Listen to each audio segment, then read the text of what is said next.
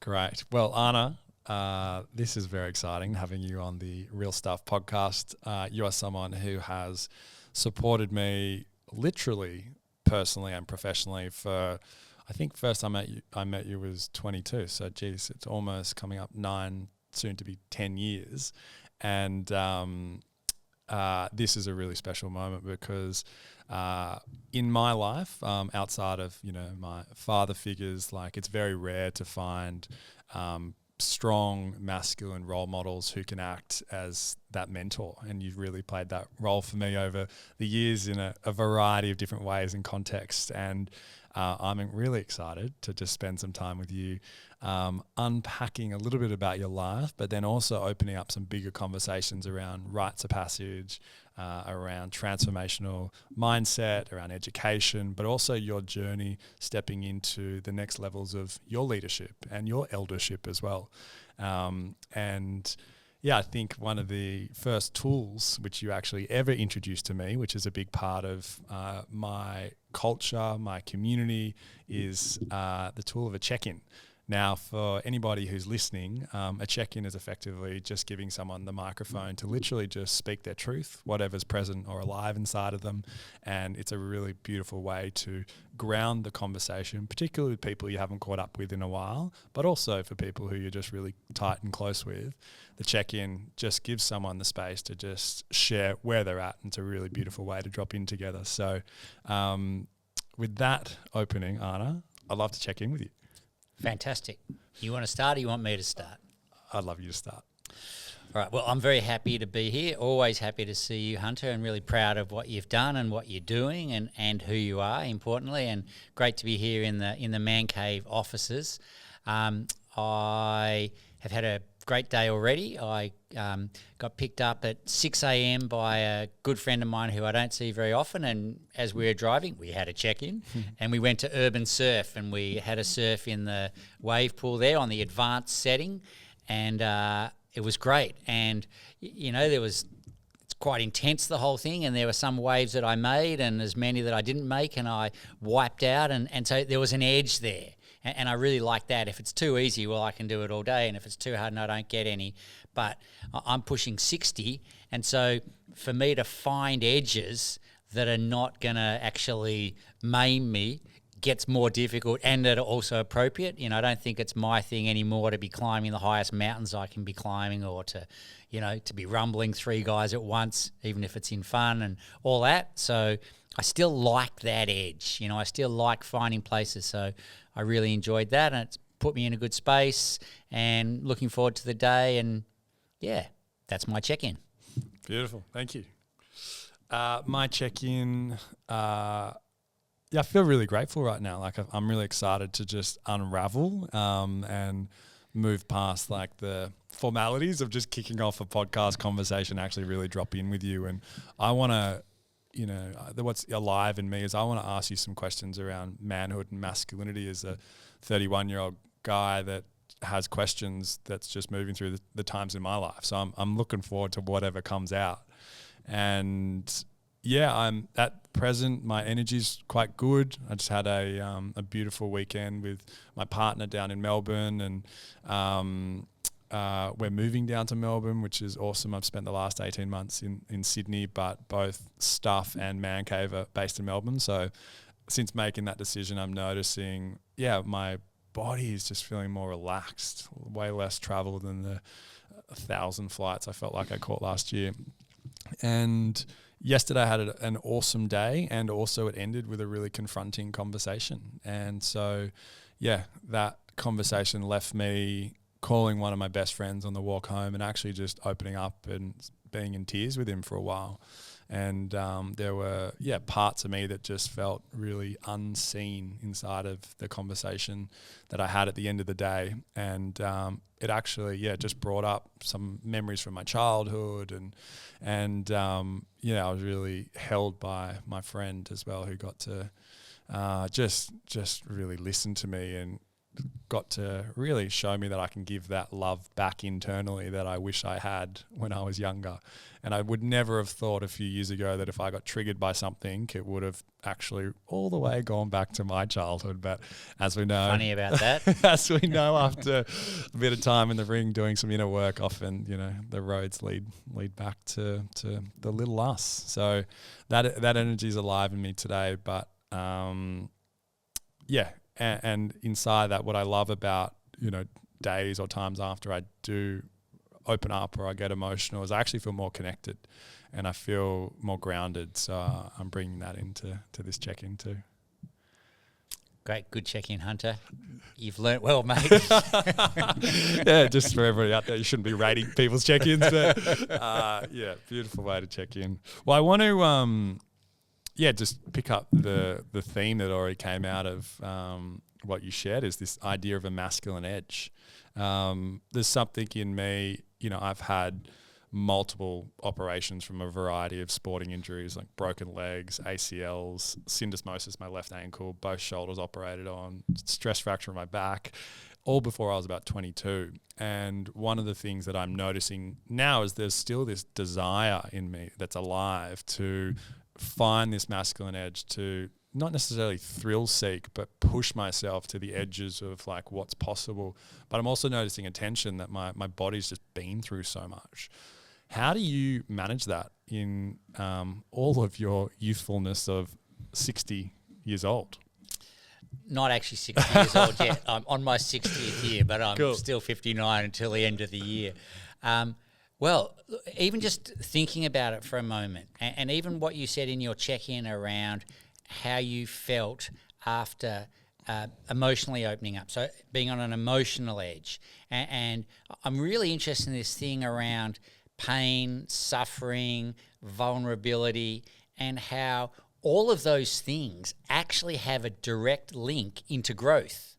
And the more pain and suffering and emotional vulnerability, the greater the potential for growth. And I see it, especially with men, that actually we want not only an edge, we want to be pushed over the edge. And, I know my whole life I've sought out coaches and people who will take me further than I would go of my own volition. And I'll push myself pretty hard, but it's when I get taken somewhere and I don't think I can do it, and then I'm doing it, and then I have to do it more and more, and I actually have to let go of my control over what I'm doing, that afterwards I just feel completely different. And so the first thing is, I think it is actually an inherent part of our masculinity, or some of us, but anyway, regardless, that finding and then going beyond those edges is a really healthy thing. Now, one of the problems is that when that's not facilitated or monitored in some way, that we can, if we go so far beyond the edge that we actually fuck up and majorly wound ourselves or kill others or that sort of thing, that's not okay. So first of all, it becomes about finding the edge in an appropriate way, and also acknowledging that as we get older, the edge changes. So when I was young, very much the edges I was looking for were physical ones. How fast, how long could I run? How big a wave could I surf? How long could I stay awake? How long, that type of edge. And then what I'm finding as I get older, I'm still interested in that stuff, but now it becomes more about, psychological, emotional, and spiritual edges. And it's about, accepting life as it is and letting go of things and seeing that the suffering and if someone, like when my mother died, how despite that being a really traumatic event, it was also one of the most beautiful times in my life because there was so much love. So the edge comes in different ways, and I think the big thing that we've lost is supporting each other as a community of men to find those edges. And I very much feel it's one of the roles of us as elders to be pushing the ones younger than us into their edges, but just holding it enough. They talk about the water being hot enough so we get cooked, but not so hot that we get burnt. And it's an important part of life. And in a world now where we're spending more time inside, we're spending more time on devices that give us pleasure, and what we're noticing is the lack of emotional, social, spiritual, or a lack of emotional, social, and spiritual resilience. Is there's this no testing grounds for us to practice how we move through, I think, life, but our inner world to reach the next stage of being, whatever that may be. So as a guy, there may be people listening to this who are somewhat optimized for growth, and they're like, okay, I need to always be pushing myself, or I need to find myself in different situations to, I guess, develop my range so I can just put myself in extreme environments and learn from them. But is there in your experience, again, coming from, 31-year-old dude, is there a map that I should follow for this? Okay, if I learned that I should just follow the path that feels right, or can I actually, it sounds weird to say this, but work the system a bit? Can I design something or a map that'll optimize my spiritual and growth, or my emotional growth? All right, great. How long have we got on this podcast? Can we go 2 days, by the way? Is that all right if we do that? Multi-part, yeah. And I think the thing about being a man is, one of the really big things to understand is it's not static. It's not like, I'm a man, the work is done. It's an ongoing thing. And I actually look at it that there are stages of life. There are multiple stages, but there are some really big ones, from baby to boy to young man to grown up, potentially to parent, leader, elder, and grandparent. And those stages will go in a different way for different people, but it's like it's a staircase. And each of those steps represents one of the stages. And part of the roadmap and the use of the edge, if that's what we're going to talk about, I mean, it's something that we can do. I can be pushing myself every day in my exercise routine or in my relationship, and yes, that's a good thing. But then it's a different sort of edge that we're talking about as we move from one stage to the next. And, as you know, my passion is rites of passage.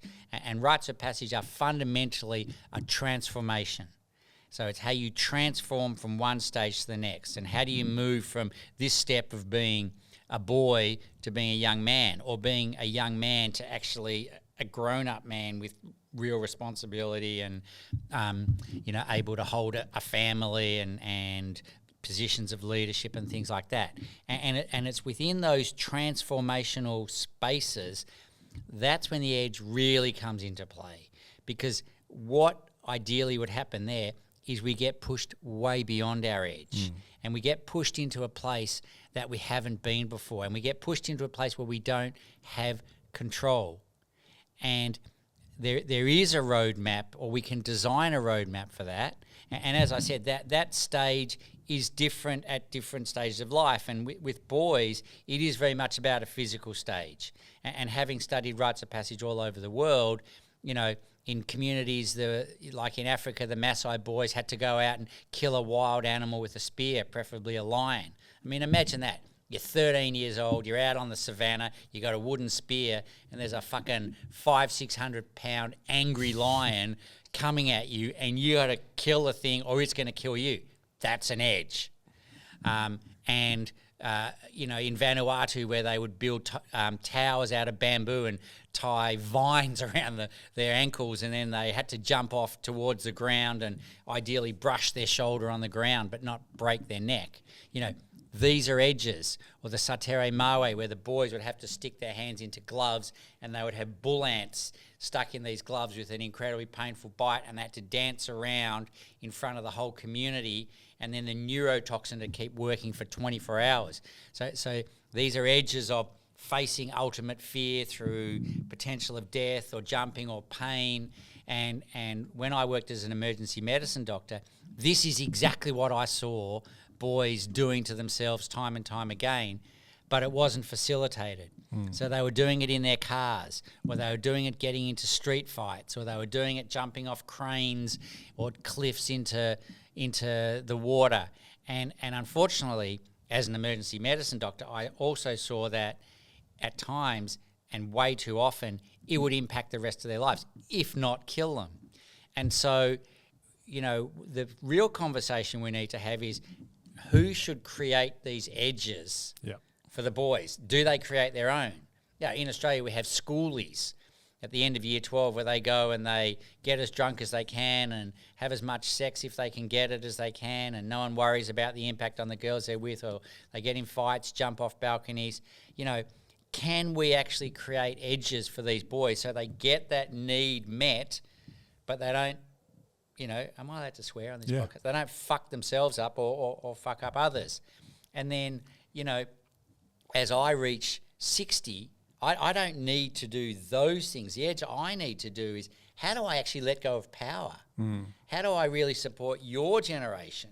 How do I really pass on my knowledge without, trying to beat it into someone, but actually give it away?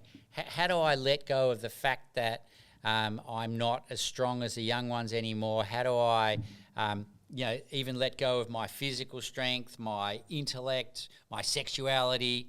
Doesn't mean those things don't stay with me on some level, but, that whole, how do I deal with the fact that I know that death is now coming for me? So my challenge, my edge is very much a psychological and spiritual one. And what we need is people in our communities who understand this and who can together create this map for us so that we do move through these stages. Because if we don't, we end up with men who are still acting like boys or teenagers. And it's fine to be a boy when you're a boy, it's fine to be a teenager when you're a teenager. But if you're 40 years old and still feel like life is all about me, and women are there to serve me and for me to do with what, and if I hurt them, who cares? And, I don't have to take responsibility for my family. I can still go out and get as drunk as I want on Saturday night and check out and, all of those things, which we see all over the place. That's a big problem. And that is, for me, an absolute lack of initiation. And we end up with men who are actually inside still boys. And so we need to be creating that edge, and we need to be creating the other things around the edge to support them in that transformation. And the way that I view this is like the edge, and a safe container of the edge is really a technology of the psyche. It's like, and it's almost something that, it is something that's been around for tens of thousands of years, that has been honed into our condition to reach that inside where I know from the experience, the rites of passage I've been on, where I can't grab onto anything. I'm now in uncharted territory where my way of moving through the situation that's at hand, whether it's, spending a few nights in the bush or being literally taken by older men through a designed ritualistic rite of passage, and I'm being confronted with a variety of exercises or activities, I feel like I'm in no man's land. I'm stuck in this middle ground. And often the language which I've heard you talk about this is liminal space. So I'd love to hear you talk about what is this concept of liminal space? Yeah. Great. And it's something that I'm so passionate about. And it's this idea that in between one stage and the next is a gap. So we don't go to bed on Friday night as a boy and wake up on Saturday as a man, or, we don't sort of wander along and we're not a parent and then we are a parent the next day, even though it can happen overnight. There's a space in between where, a great example is a caterpillar becoming a butterfly. And the caterpillar goes into the cocoon, and that cocoon is the space between its life as a caterpillar and its life as a butterfly. And they talk about rites of passage, and rites means it's a ritual way of doing things. It's hopefully a way that's been done for tens, hundreds, thousands of years. And yes, we've lost a lot of that, but we need to, and we can, and we are recreating those rituals. And then it's about creating that passageway from one space to the next. or one stage to the next. And the passageway can last a day, a week, a month. It can last a year. The time period doesn't matter. But the best way of explaining it is that if you take a cocoon that a caterpillar went into and is going to come out as a butterfly, and you cut it open halfway through, however long it's in there, you don't find a caterpillar that's losing its legs or a butterfly that's growing wings. You actually find mush. And so what has to happen is everything breaks down. Life as we know it breaks down, and then another stage of life forms. I'll give you an example. I got married young when I was 25. I had 2 children. By 28, 29, I had 2 boys, 1 and 3 years old, in nappies. And it was all going along. And then, for whatever reason, very quickly, my wife and I separated, and she's from Canada. She went back to Canada. So all of a sudden, I found myself with a 1 and a 3-year-old in nappies. And my whole vision of one family, one house, stability, it was all mapped out. That all disappeared. And I completely relate to that mush period where nothing made sense anymore. And what am I going to do? How am I going to look after 2 boys? What's my life going to be like? A million things. And I probably spent nearly 6 weeks in that space. And I just had enough energy to look after my boys. A lot of the rest of the time I was either curled up on the ground somewhere or out wandering in nature, sort of looking around and just being. And it was a really distinct period of mush. And then things started coming back into structure again. But I was different after that. Every part of me was different. And a part of my ego had been, completely smashed and changed. My wife left me. I've got to look after 2 boys. I have to rebuild life in a different way and all of those implications. And so that was an example of life creating the rite of passage and the edge and the mush. And the truth is, all of us, so every boy is going to go through a rite of passage to become a young man. And every young man is going to go through a rite of passage to become a real man. And every, older man is going to go through some sort of rite of passage to become elderly or an elder. And what we really need to look at is, are we just going to let life do it to us and hope that it works out well and doesn't have major wounds or damaging? Or can we do it in a healthy, thought-through, facilitated way? And we absolutely can. For sure we can. And that's what I'm interested in.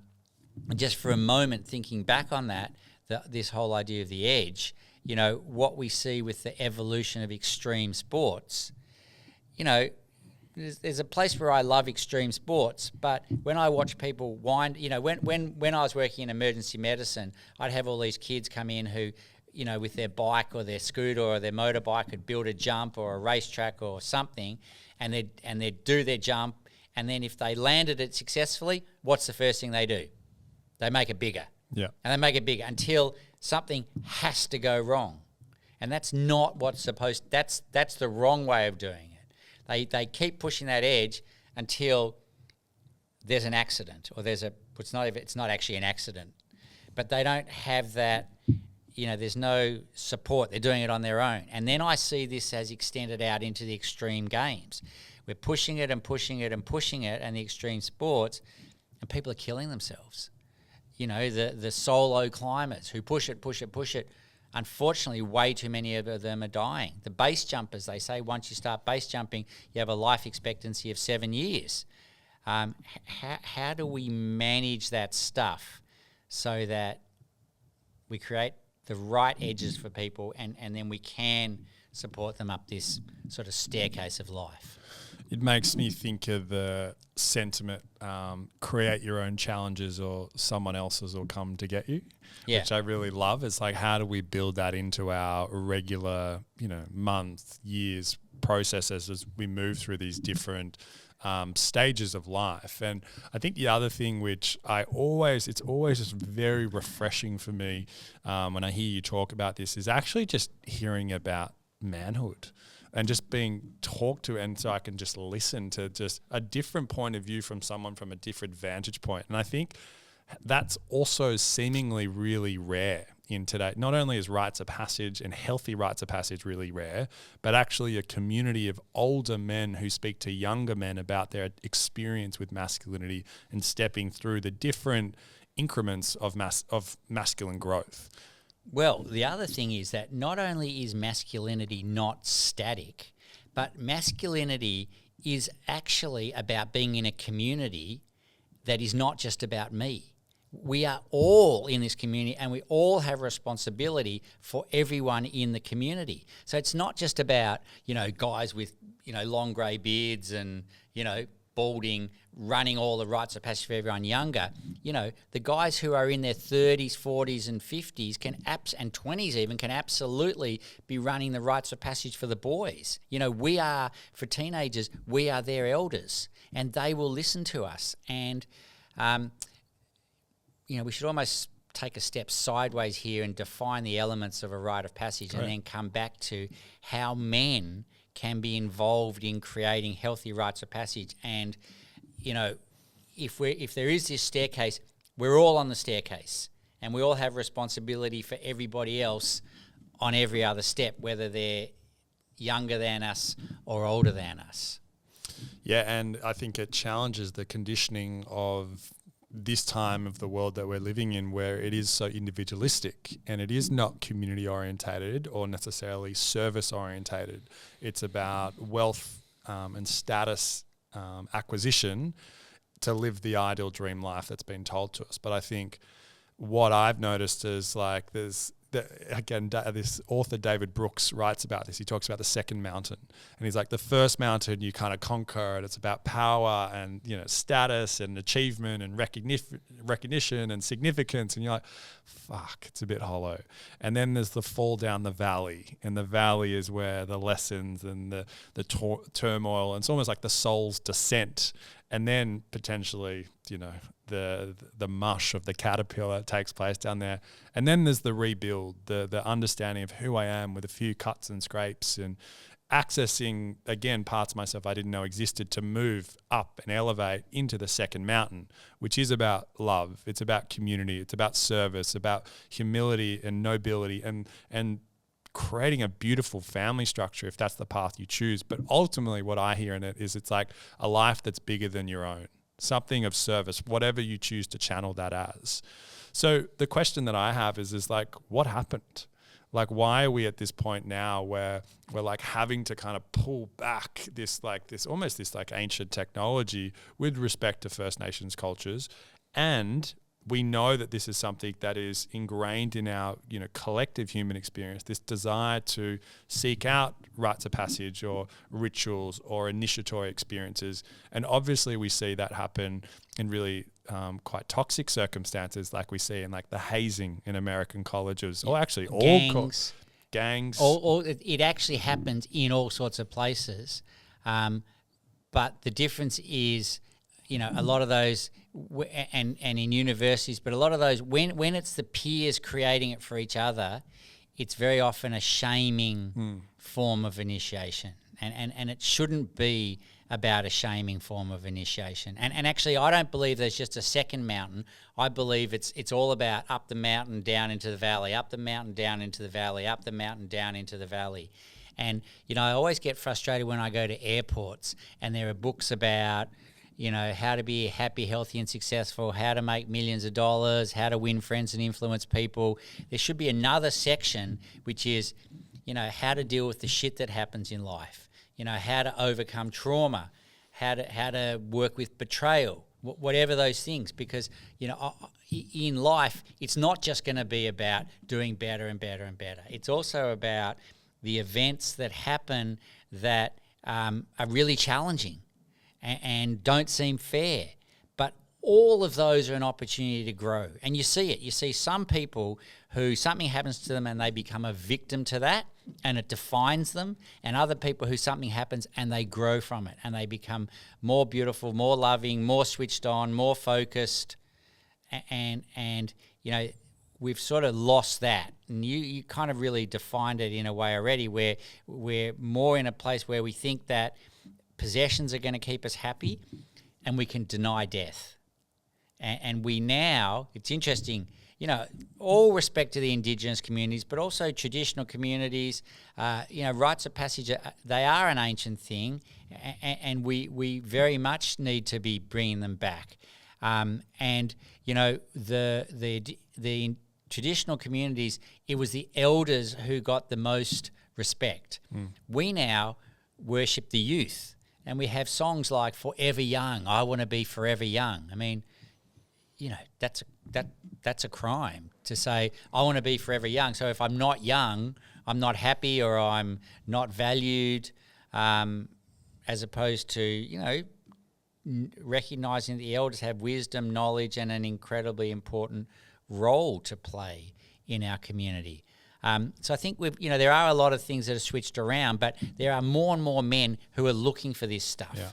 And there are men who know, hey, it could be done differently. And I didn't get the initiations and the rites of passage and the support that I wanted, but that doesn't mean it's too late to start, and it doesn't mean that I can't help the ones who are younger than me as well.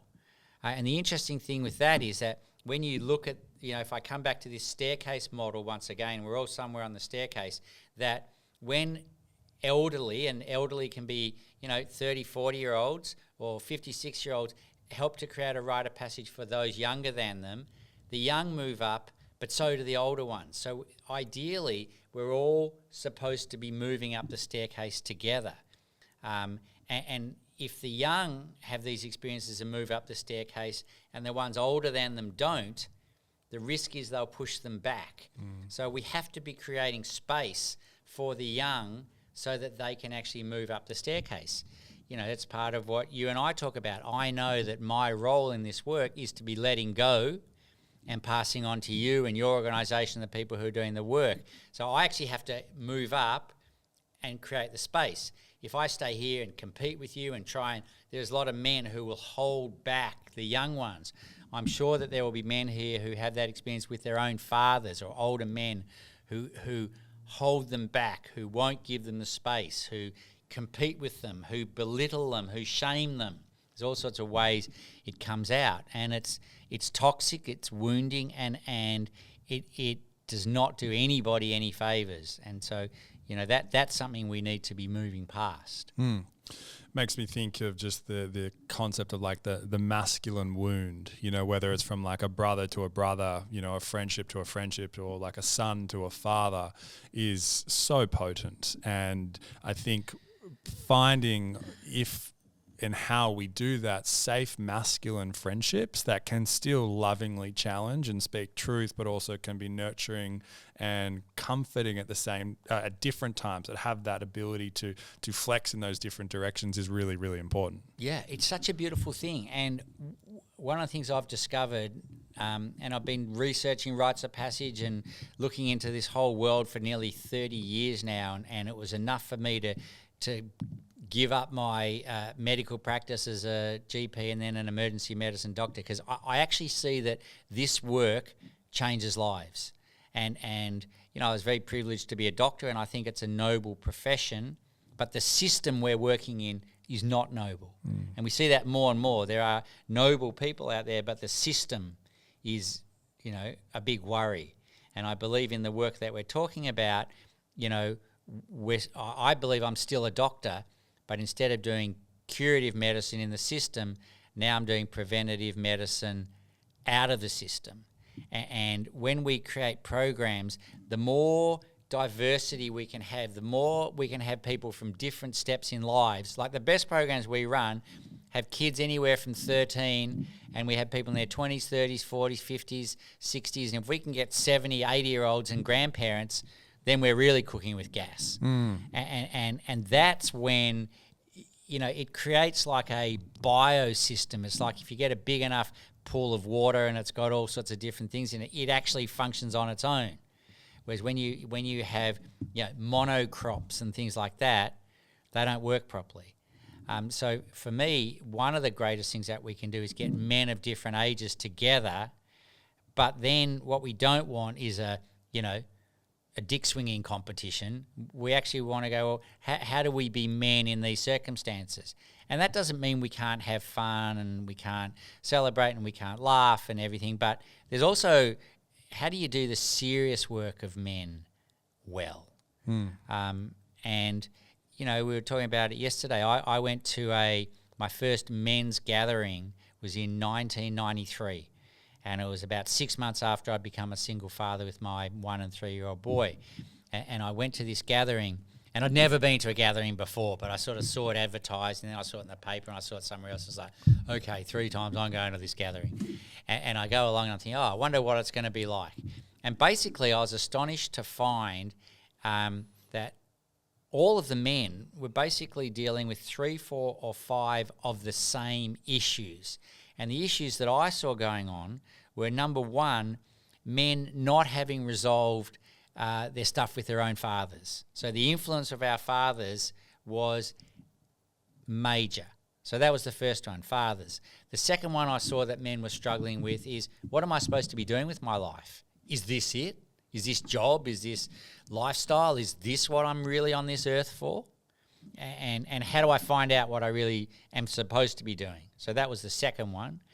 The third one is, when am I really going to feel like a man? Like, I might look like a man, I might be big and muscly, but inside, do I feel like a man or do I feel like a boy? And what does it even mean to be a man? There's not even a roadmap, and no one's taught us, and except John Wayne and those people who can drink lots of beer and get lots of girls, and that's not the man I am. So what do I do? Who am I? That's the third one. The fourth one is, how the fuck do I be in a healthy relationship? What does it even mean? Once again, I've got no education on it. My role models weren't great. What does healthy relationship mean?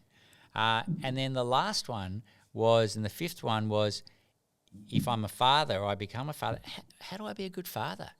Like, I don't want to be like the father I had, or there are some bits I want and some I don't. How do I do that well?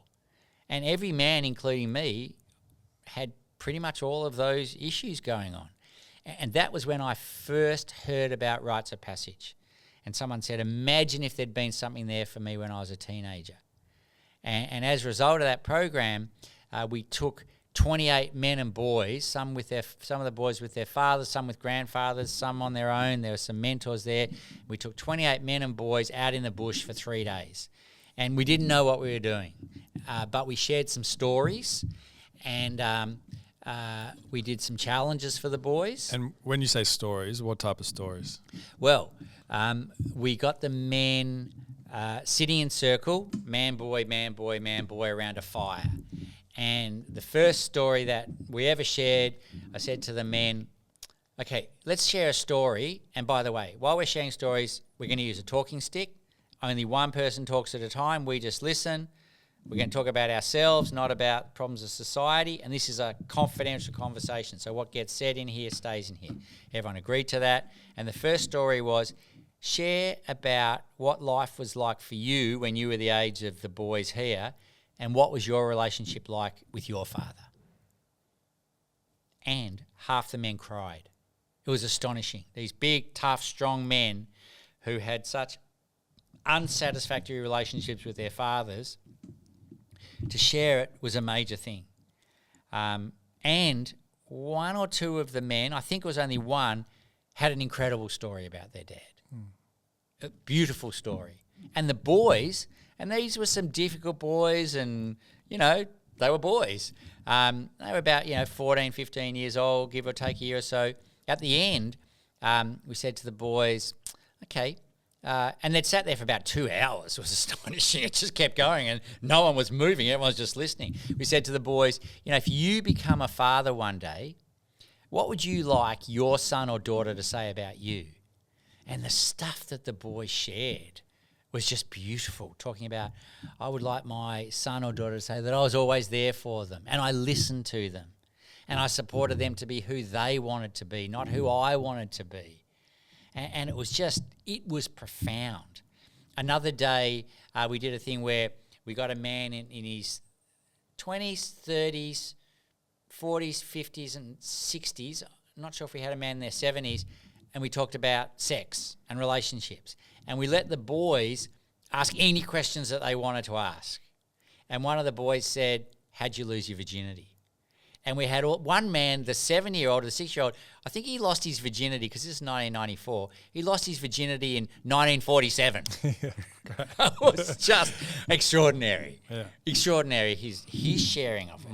And another man, lost his virginity when his father sent him down to the local brothel when he was 13 years old. Has massive shame about it. In fact, most of the men were very unhappy about how they lost their virginity. It was not a positive experience for them.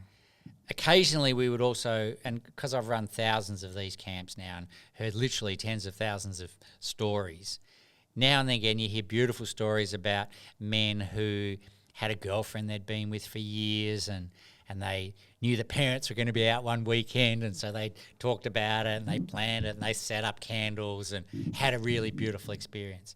And actually, I'll just say it, the most beautiful story I've ever heard of men losing their virginity has been a number of religious men who lost their virginity on their wedding night with the love of their life and described it as being a fully spiritual experience. Wow.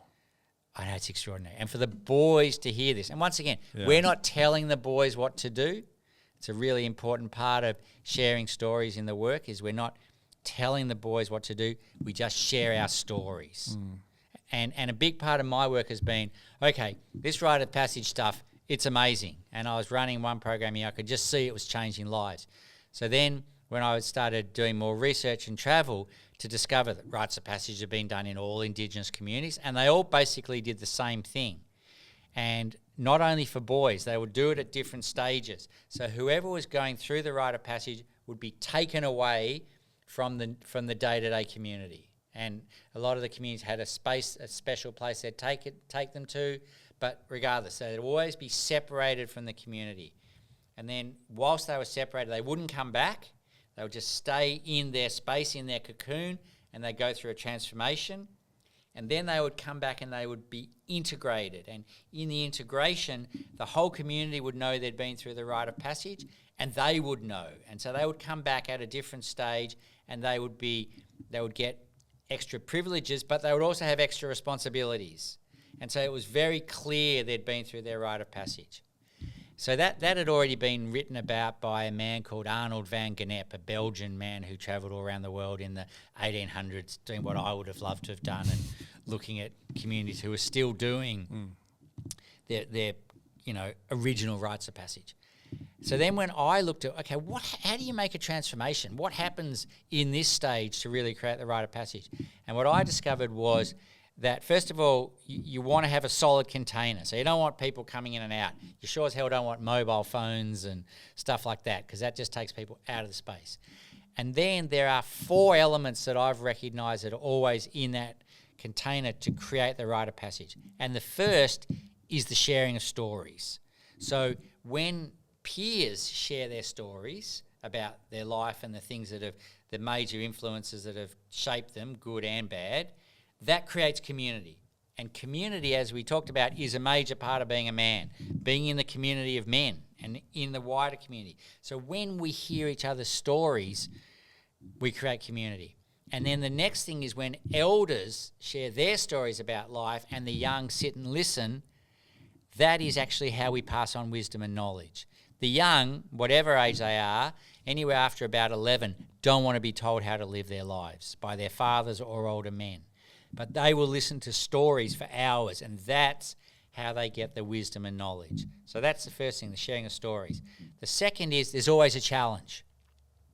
And we've talked about challenges and the edge. They are an integral part of a rite of passage, but they would actually be created and facilitated by the elders, who would really push these kids or these men. Like they push them, and you want to push them, and you want to push them even beyond their edge, but you kind of have a responsibility to bring them back again.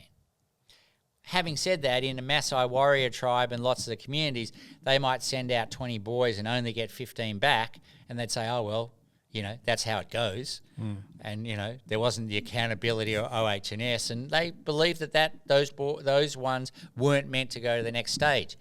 I need to say in our work, if we take out 20 boys on a program, we have to bring back 20 boys every time. That's the world we live in. But we're losing young men. We're losing young men in cars, to drugs, to suicide, to fights, king hits, to stupid behaviours. We're losing kids. And if we don't create rites of passage, I believe we lose more. So a challenge, an edge is the second part. The third part is around creating a vision for who we want to be in the future. How do I want, if I'm moving to become a young man, or if I'm moving from being a young man to an adult man, or if I'm going to get married, or if I'm going to become a father, spending that time thinking about what sort of young man do I want to be? What sort of older man, what sort of father do I want to be? And really thinking about that and feeling into it. I'm currently thinking about what sort of elder I want to be and the principles that I want to take into being an elder. Things like really listening to the young, being generous, with the things that are rare, not just the things I have abundance of, mentoring, sharing stories. So that vision is really important. And the final part in a rite of passage is about, it comes from the traditional belief that every person is different and every person has their own unique gifts and talents, their own genius and spirit.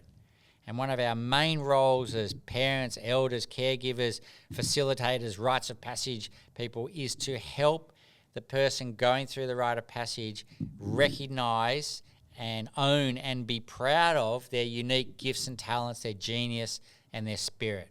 So, we can see it in them. You take a group of boys or young men out in nature somewhere for a few days and you see their gifts, and they're all different. One's really capable and strong and physically, good. And another one's really kind and caring. Another one's really sharp. Another one's really funny. Another one's really musical. And it's about, we need to tell them, we see you and we're proud of you and we love you for who you are.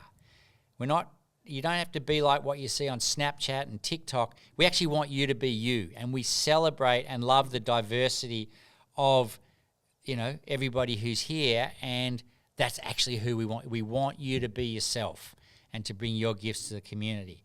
So if we do those things, story, challenge, vision, and honouring, we will create a transformation. And then the integration where they come back, in a lot of communities also they would then be marked. And so that everybody knew and they knew. They might wear different clothes, or they might get another scar, or they might get another tattoo or another earring, or some they knocked a tooth out. But then everybody knows what stage in the progression from child to elder they are actually up to. And we can create those rites of passage. And I believe we have a fundamental responsibility to be creating those rites of passage. I really want to underline the reintegration piece as well, and the community welcoming the young person back through, or any person through the experience. And I think that comes back to an earlier thread you shared around, if the community doesn't recognise the transformation that's taken place, the community or the community members also don't move up another rung on the ladder. And so what is really important is that this person who's gone through this transformational experience is seen for who they are now, not who they were at the beginning of the ordeal. Correct. We have to do that. Look, I work with a lot of young ones, and if we do a program and they go on an amazing camp and they push themselves, they do things they didn't think they could do, they hear stories, they create a vision, we honour them and everything, and then they go home and, mum and dad doesn't know what happens, or their partner hasn't heard about it, then, everybody wants them to be like they were before. I talk to a lot of people who go away travelling or move out of the small town they grew up in, and they grow up and they change and they do extraordinary things, and then they come back and people just see them like they were before and want to treat them like they were before. And it's really discombobulating for that person, who then often just wants to leave because we're not seen. And so we also have sort of hardwired into our society now that if someone grows and evolves, we have a great risk of losing them, because by not recognising that growth, they'll go, well, this is not my place anymore. I need to leave to find my people, or I'm comfortable or feel safe. And that's a big shame, because we don't want to lose them. We want them to stay in the community. Or when, it is said, like, you've changed. It's like, well, I hope so. Yeah. I really hope so. Like, I've been moving through a lot. I'm growing, and I really hope I'm evolving and changing, and I'm not who I was X amount of time ago. Yeah. Look, I'll tell you a quick story about poor integration. I ran a leadership training overseas in Holland. So I do a lot of the Rites of Passage framework leadership trainings, and I do them around the world. And we had this beautiful, big, strong 45-year-old guy, and he told this amazing story about when he was 15, he played basketball and the team did really well, and they got into the state and the national championships or whatever, and they played brilliantly and they won, and he was voted most valuable player. He said it was the most extraordinary experience of his life. And he went home, caught the train, and however long, travelled for a day to get home, and he went into his house to tell his dad, and he burst into the living room, and there's his dad, on the couch watching the TV, and he goes, "Dad, let me tell you." And his dad goes, "Shh, I'm watching something." And he said in that moment, his whole world just crashed down. And this big, strong man has tears streaming down his face as he's telling that story. I mean, what a tragedy. It affected him his whole life. Yeah. I travelled overseas when I was 18 for a year. Most brilliant year of my life. I'd been at an all-boys school. All of a sudden, I'm overseas. I was on a leadership training course, 180 kids my age. I lived with a group of Brazilians. I had a Brazilian girlfriend. It was like the best year ever. I came home. I walked into the house. Mum says, "Hi, Arne. Put your washing on the machine and dinner's in 45 minutes." And I'm like, no. And my friends would say, "Oh, Arne, how was your year away?" And I'd say, "Great." And they'd say, "Oh, that's really good. Let's go. We're going to go to the pub, or we're going to the park to kick a footy." And I'd be going, "No, just get me I just want to go again. I just want to leave." And what should have happened is when I came home, there should have been a big celebration. I should have shown everybody my photos. I should have told stories about what I did, the adventures I had, the trouble that I got into, all of that. And then people would have known and appreciated and acknowledged what I'd been through. And I would have known that they'd known it. But it didn't happen. And yet you still choose to teach, which I think is a really important part of a man of service as well, is to have the trials and tribulations of where things didn't go well, but you still choose to lean forward and educate and use it as a teaching story. Well, the wound can also be a sacred wound. And I know a lot of the work I do is because of the teenage years that I had, the lack of initiation, the lack of community, the lack of recognition that I was growing, and I think hopefully I've taken that as something that I've learned from, and I want to do differently for my boys, and I want to do differently for the boys in the community that I live in. I love that, and it's, whether it's called the sacred wound, or we hear about post-traumatic stress, and then other language we hear is post-traumatic growth. It's how do these moments that shape our character actually reveal our character at the same time. Now, I'm curious, like your work, you just mentioned personally working with minimum tens of thousands, but by extension, hundreds of thousands with the amount of people that have been through your leadership program, read your book, watched your talks, all of that.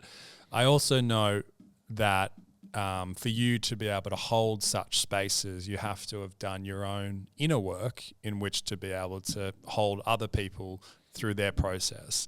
What have been some of the most transformative rites of passage that you've been through? Well, there were the ones that were created for me, and the ones that I created.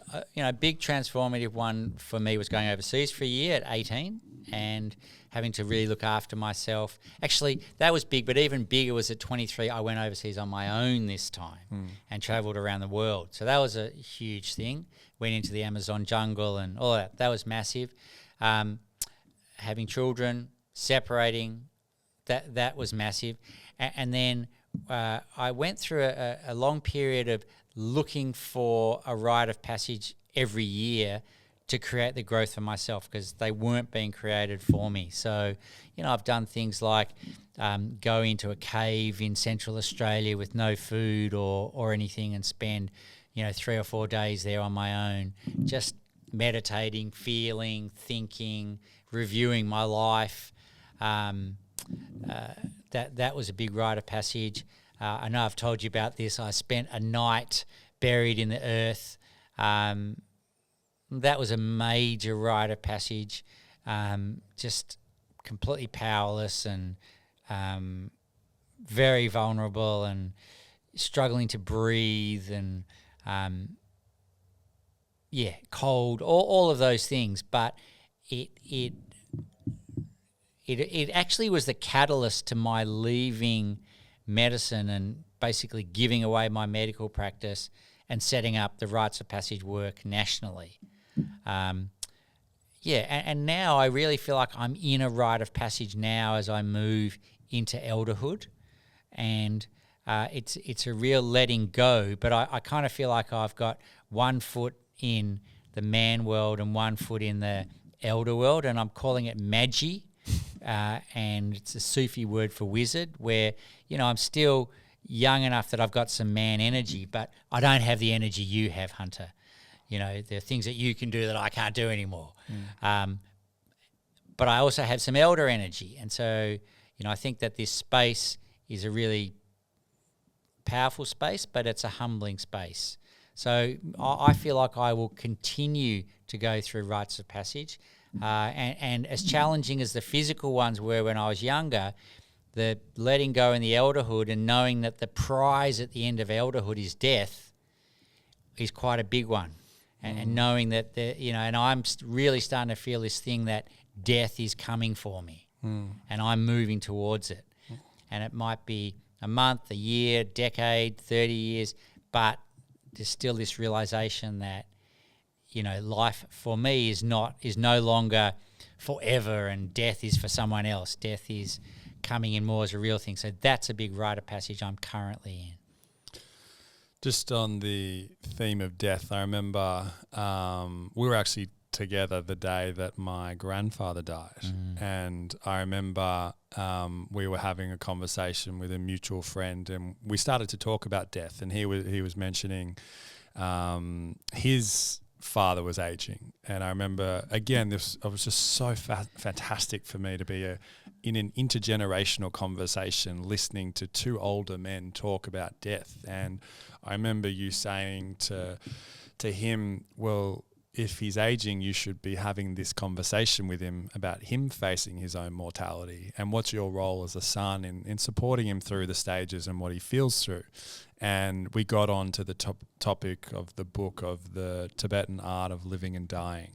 And I remember what was discussed was the irony of the West, who are obsessed with youthfulness, but the paradox in not necessarily, or the irony, I should say, is probably a better word, the irony in not believing in life after death, and that the death is just a transition into what's next. And actually, as we know, if we just get a microscope on us all the way down, we're just energy ultimately. That fundamentally we know as a principle, energy doesn't die, energy just transforms and ultimately into consciousness, right? That's this discussion we were having, and I remember that just being a really big moment for me, just witnessing a conversation of two men talking about one man's father and death. And then also what was hugely awakening for me was really getting to kind of zoom out of my conditioned experience of going, well, there is so much conditioning around youthfulness and like obsession of longevity of life, yet not believing in this concept of reincarnation or whatever transcends into what's next. And, again, the deep, tragic and beautiful irony that, probably about an hour later, we got a phone call that my grandfather, who had a huge influence on my life, had a heart attack whilst planting a tree. At the age of 86. On a 40-degree day. And that day was a hugely, talk about portal moments where things shift from one state to another. That was a day where I definitely grew up, and, I was definitely in a period of mush after that. And I remember buying the Tibetan Art of Living and Dying and sitting down, actually had a conversation with my mum going, hey, we're kind of fucked if you die. So we need to have some conversations here, because I don't know anything about how your life is structured, if there's any money that we need to be aware of, or housing, or what's the mortgage situation. That's all the logistics, but also interpersonally as a mother of, 5, we need to talk about this, because also the way that you're moving through the world, I don't think is a sustainable way to continue operating. And that also happened to be a very big inflection moment of her life. And I remember that was a really somewhat terrifying conversation to instigate with my mother, who, was early 50s at this stage, to then to be like, let's talk about your death. Yeah. But it's still an ongoing conversation. So I love that you brought death into this, because I don't see it talked about enough. Look, I'm so interested in all of these things that we seem to do the opposite to what we could and should be doing them. And death is just such a great example. So having worked as a doctor, an emergency medicine doctor, and seen people die, we sort of hide it away. We put it in another room, and then we pull a curtain around it. And we don't talk about it, and we don't even think about it. Or if we do think about it, for a lot of people, it's full of anxiety and fear. And yet I've also looked after people who've died at home and who've died surrounded by their loved ones, and who've gone through the process of, first of all, denial, and then, eventually acceptance, and then just moving into a place of love. And when I've been there present with people who've died well at home with their loved ones, or in a hospital well with their loved ones, the only time I've felt that particular energy that's in the room is when a baby's been born, because I've also delivered babies. So how extraordinary that death, babies being born, and death actually evoke a similar energy. And in fact, traditionally, a midwife would work with both babies being born and people dying. And so a midwife, they are at that midpoint, that mush liminal point, they're the wife. They're marrying the in and out and the out and in. And I think that's a really beautiful thing. And it's astonishing. And then with my mother, who I did talk about death with, and I was present when she died, and it was one of the most loving experiences of my life. Also, incredible that with the most sadness, there was the most love. And then I remember going back up to my property in Byron Bay and walking out, because I'm on 150 acres, so I've got big forests that I can walk in. And I remember walking out and coming to one particular place that I love with some big trees, and just standing there and looking at these magnificent trees, and then noticing that in amongst the beautiful trees there's a dead tree. And over here there's another dead tree, and over there there's another dead tree. And then seeing dead branches on the ground, and then realising that all the humus and compost on the ground was actually dead material. And so in nature, death is not separated, it's all mixed in together, and you actually need the death to feed the next generation of nature that's growing up. Death is actually a completely necessary part of life, and especially new life. Yeah. And that was so healing for me, and made me look at it in a completely different way. And even now, as I'm sort of doing this thing at the moment, coming up to 60 and thinking about the inevitability of death, I realise once I can really see death out there, really actually see it, feel it, that it gives me a choice. I can now either be anxious and depressed and afraid of the fact that it's inevitably going to happen, or I can go, right, I'm going to live life as fully as I can until then, and I'm going to have fun and joy and tell people who I love that I love them, and go for it. And it is actually a choice. Yeah. And I'm very clear of the choice that I'm making. Good. Yeah, I just want to pick up a little theme that goes back to the, the conversations we're having around the edge, and like accessing our inner edge, and also the inner death, or the micro deaths that happen as we move through our initiatory experiences. And I'm a big, I believe, and I study Hermeticism, and one of the principles of Hermeticism is as above, so below, as within, so without, as the universe, so the soul. And what I love is the principle, if I simplify that down to as above, so below, which basically means what is up is down. A great way to look at it is like a tree with roots in the ground. It's very similar to the tree with the branches outward. But the micro death of a rite of passage zoomed out to a macro death of our actual physical life has actually some of the same processes and feelings, just at a different scale.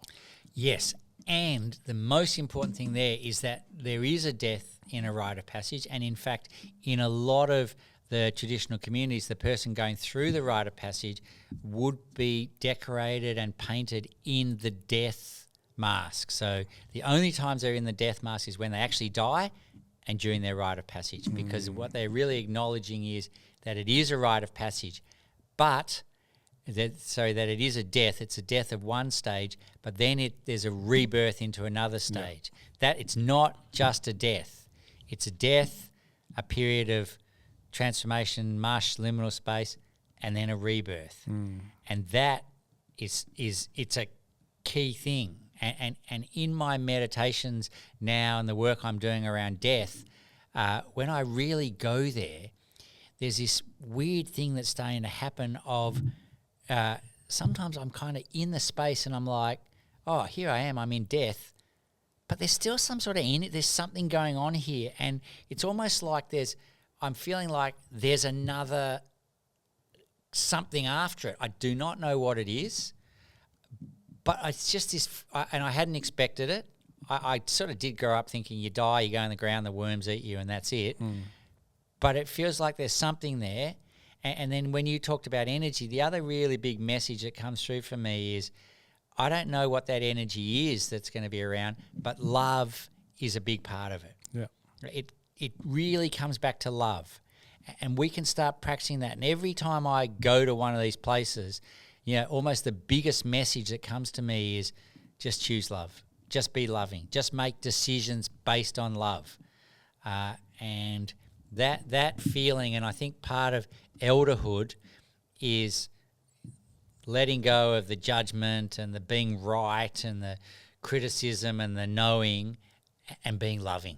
Yeah. And it's not about being right or wrong. It's about being there. It's about loving and finding different ways that we can love ourselves and we can love others and we can just love what's going on.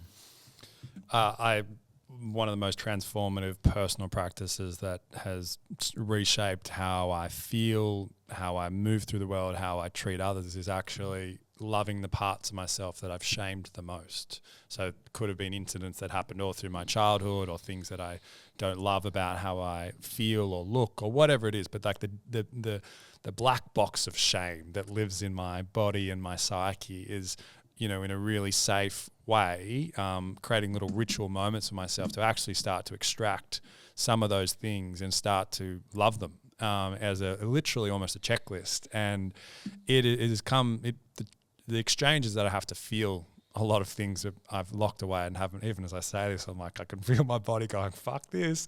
But yeah, as I've learned in my own maturity and inside of my masculinity is that, no, I know that this exchange is worth it. And because in how I view the world is how I treat myself is actually how I treat you. And how I treat you is how I treat myself in exchange. And if I'm, judging someone else, often it's the biggest mirror back for what I judge about that part of myself. And now just having a level of compassion about it, going, oh, fuck, I'm doing the thing again. Okay. And even, as I shared at the beginning when we checked in, like what the conversation I had yesterday that was quite, confronting and triggering for me, when I did the kind of reflection on it was just aspects of my personality that actually just felt unseen. And so last night I just did a little personal practice where I wrote down all the times where I didn't feel seen and actually just saw it with myself. Like I kind of gave myself that love that I wish I'd received in that moment. And so much of me wanted to just watch Netflix and tune out and not feel the emotions and avoid. And as I'm starting to develop more safety with myself and more trust, it's easier to do those things, but it's still discipline and it's still a muscle and a choice. And ultimately, I think coming back to when I'm in the presence of elders, it is this feeling of unconditional love. Now, unconditional love, what I'm learning is not unconditional tolerance, but it is unconditional love, that I will still love you and I will still accept you, and it doesn't mean I'm going to have to put up with all your nonsense. And I think that's when I feel like I'm in the presence of eldership. There is this there's this space, like this cushiony, juicy space that's like I feel quite nurtured and held, almost like in a womb type setup energetically. But it's really rare to be in the presence of eldership. And I think, someone who I know is one of your mentors, by extension of the internet has turned into one of mine, Michael Mead, talks about the concept of olders versus elders. Yeah. I'd love to hear your reflection on that. Yeah, well, we're not just an elder because of age. There is actually, a lot of the older people these days check out. They get an RV and they go travelling around the country, and because there's no role for them anymore. Because, back in the day, a lot of people spent a lot of time with their grandparents, being brought up by their grandparents. And now sort of people have moved away, communities are fractured, the kids are on their mobile devices, so the grandparents don't have that same role. In fact, there's a saying that traditionally grandparents and grandchildren have a special bond because they have a common enemy. And, there's a lot of truth in that. But when the grandparents are taken out of the equation, then they, there's the young miss out, because the beauty of grandparents and grandchildren is if we put the grandparents in the elder role, the grandparents see the grandchildren, and they acknowledge them, and they pass on their wisdom and knowledge and share their stories. And that's all the stuff the kids want. They want to be seen, they want to be acknowledged, they want to hear stories.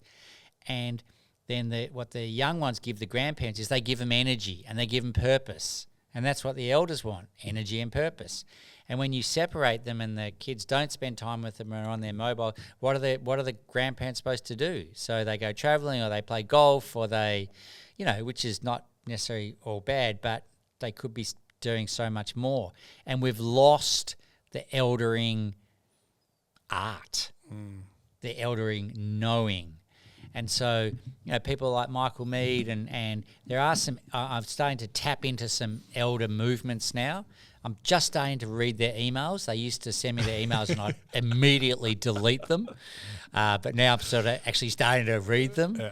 And I think there's the great, good elders. And what you talked about, the unconditional love, the way I would define it is you can tell me the worst things about yourself and the things that you've done and that side of it. And I don't need to agree with them or support them or say, oh, that's okay. But I can keep loving you through that. In fact, I will tend to love you more when you share that, because I see that you're actually acknowledging your stuff and being vulnerable. And that actually evokes a love response in me. That's that eldering, that the love actually grows when you're real with me. That's the thing I think we want to be looking for. Nice. In your experiences, I know you've done some, I might get the name wrong, but the death walking course? Yeah. How has that impacted you in your path to eldership, and what is the Death Walker course? Well, the Death Walker course was fabulous. A lot of it was about just how we logistically manage death, and that we talk about it, and that we, work out a plan and a strategy to support this person to die in the best way. And in the Rite of Passage framework, there's a stage before death, but when we know it's happening, there's a stage when the death itself is happening, and then there's a stage after the person has died, and that then involves funeral, family, and legalities. And all of those things can be done well, and that includes for us. We should all have a will. No matter what age we are, we should all have people knowing how we want our death to be managed. And actually, I recently supported a really good friend of mine whose 9-year-old daughter died from a brain tumour. And she'd actually been diagnosed when she was 2 years old, and they thought she only had 12 to 18 months. And miraculously, she lived fabulously for 7 years and hundreds of people loved her, and then the tumour came back, and over a period of a couple of months she deteriorated and died. And it was an incredibly tragic event, but it was also, once again, unbelievably full of love and a rite of passage, and brought the community together. And so, I would recommend for men, have conversations about death. Talk with your best mate about how they think about it, feel about it, if they even do. How you would like to die. I'm starting to visualise a death where my hope is to be surrounded by, have my children and my loved ones around. I can actually see a multicoloured blanket for some reason. and I would really like to die at home. And my biggest hope around all of that is that I can die in a loving place. I know my mother died in a loving place. And I spoke to her. She ended up in intensive care a few days before she died. She was in hospital for a month, and she was in intensive care. And she said to me, am I dying, Arne? And I said, yeah, Mama, I think you probably are. And she said, I'm not afraid. And she just looked at me, and she just had so much love, and I just had so much love for her.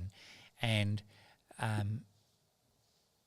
that for me was a real example of how you can do it sort of well and beautifully. And, if you think about, if we're going to evolve through our lives, ideally we would keep evolving right up until the point we die, even though everything else changes. But once again, I come back to this thing of, the more loving we can be, and, we don't have to be afraid of it and resisting it and trying to put it off forever.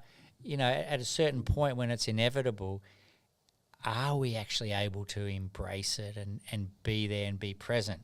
And it's potentially one of the hardest things in the world to do, but it's also why most of the Eastern philosophies are all about talking about death. And in fact, they meditate about their own death from childhood for that exact, reason, to be prepared and to be in that loving space. Yeah, and what they say is that freedom is on the other side, because they've grown up as part of their initiation is the death. And, it's so amazing, just like even the research I've done of the variety of old rituals or rites of passage, throughout a variety of different cultures, like the one and the prominence of the death theme. So like there was amongst many others, the Elysian mystery schools in ancient Greece, and it was a 2,000-year rite of passage. 2,000-year rite of passage that people came through all across Greece and went through this rite of passage. And I think it may have been psychedelic induced is what they're now starting to work out. There's a book on this called The Immortality Key. But they say that the secret that was shared that had to be earned was the first death. So there was a deathly experience, but the initiates were then sworn to secrecy. So it kept the container. And again, coming back to that theme, that there is this, once we come to terms with the mortality of this part of our experience, the freedom, the love, the abundance is on the other side. Yeah, there were a number of traditional communities who, in the rite of passage for their boys, would bury them. And basically, simulate their death of the boy. But you need the boy to die so the man can be born. And they would talk about how it takes a woman to birth the boy, and it takes men to birth the man. And so that death thing is brought in very early. And we've talked a lot about death here, but it also really gives us the opportunity to celebrate life. My saying when someone close to me dies or unexpectedly dies is live life now. Because it's going to happen for all of us. And whether it happens, in a week, a month, a year, it is going to happen. So live life now, celebrate it, and everything that comes along with it. I love that. So rite of passage, so people listening, irrespective of what age they are, may be curious about rites of passage. What is a way that people, whether I might start from from a friendship point of view. Can friends take each other through a designed rite of passage? And then secondly, I'd love to hear, there may be parents listening to this. What's the way that parents can engage in a rite of passage too? Yeah. So yes, I do think friends can take people through rites of passage, but in the actual rite of passage, they probably step out of the friend role into the facilitator role. The main thing is to really understand the framework and what you're trying to do. So it's intention and setting and doing it well, because when it's not done well, it can be very wounding and damaging. And a big part of, so our vision at the Rites of Passage Institute is to make rites of passage mainstream again, to bring them back. And in the same way as there are a number of ancient traditions that are now in the mainstream, like yoga and mindfulness meditation and psychedelics and having a big renaissance, all ancient thousands of year old traditions, rites of passage, I hope, will be, the next big thing that's like, how can we not be doing rites of passage? And so then it's about awareness that how necessary and the impact they have. And the step after that is understanding that there is a framework and that we can do it properly in our community for the right, and different in different stages. So as I said a number of times, how you do a rite of passage for a 15-year-old will be different to a 40-year-old and a 60-year-old and someone becoming a parent and someone dying, but they're all rites of passage. So there are some great resources around, and one of the things that we do at the Rites of Passage Institute, we have online resources at our website, the ritesofpassageinstitute.org. If anybody Googles Rites of Passage, the first thing they'll find is a tattoo show that's happening, but second or third thing they'll find is the institute that we run. And then we also have an online program, and we have a 3-day Rites of Passage training into the framework of a rite of passage, which we run mainly in Byron Bay, but also other parts of Australia and around the world. So, that's a great segue. And, our thing is to be open source. We don't want to own all the rites of passage that are happening. We want to train people so they can create their own rite of passage in their own way, in their own community. And whether that's for their family, their school, or even themselves, but to give them the best support possible so they do it and have the best outcome possible. Beautiful. And I've done that training. I did it, close to 9 years ago, and it really cracked me open. It was the only way I can say it was like the medicine I didn't know that I was wanting. And it's something that my friends have done, colleagues are encouraged to do in the businesses that we run. But the beautiful thing now is the framework I use inside of processes like when some of my mates are becoming fathers. So we just designed a rite of passage for fatherhood for a great friend of ours, and went through the map of the process. And, it was really beautiful even to just sit down and hear other men share their wisdom around what it was like for them during the childbirth for them. And so this new father or newly becoming father got to listen to that experience amongst many others. But also we've designed that process and put it over bucks parties. So actually it's an initiation into being a phenomenal, partner, husband, to-be father. And I think, this is when we talk about mainstream, is how do we already have these initiatory experiences.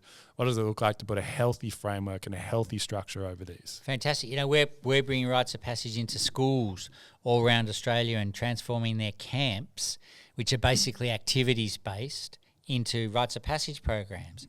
And that's something I'm really excited about. And, I love hearing the Bucks Party thing because I've been involved in a number of those. And, when your child is leaving home or when you're about to go and start a new stage of your life, or when someone's becoming an elder, or a funeral. How do you do a funeral really well? So all of these are rites of passage, and the more we understand the framework and we can bring the elements in, the better.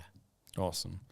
Okay, so just for anybody listening, Rites of Passage Institute.org.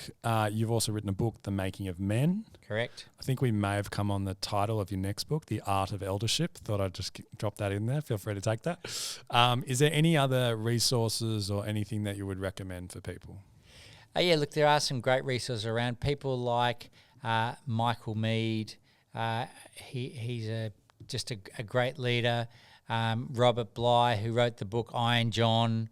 You know, there's a lot that relate. When I read that, it's like, wow, I relate to this. And as I've read it multiple times since, I find that I relate to different parts of it, you know, depending on my current life place.